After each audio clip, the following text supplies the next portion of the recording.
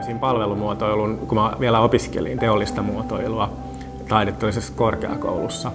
Ja meillä oli tosiaan siellä projekti Finnairille, ja meidän tehtäväksantona oli kehittää uudet astiat Euroopan lennoille businessluokkaan. Siihen aikaan teollisessa muotoilussa puhuttiin käyttäjälähtöisestä suunnittelusta, ja senpä vuoksi me mentiin havainnoimaan sinne lennoille sekä henkilöstöä että sitten matkustajia. Ja huomattiin aika nopeasti, että asiakkaidenkin näkökulmasta ongelma ei ollut niissä astioissa tai minkä näköisiä ne astiat oli, vaan enemmänkin siinä yleisessä palvelussa, mikä liittyy siihen lennonaikaiseen ateriointiin.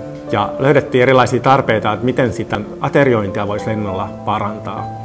Ja siinä vaiheessa lamppu syttyi, että voitaisiinko me itsessään suunnitella tämä palvelu ensiksi ja sitten vasta miettiä, mitä esineitä tarvitaan sen palvelun tuottamiseksi.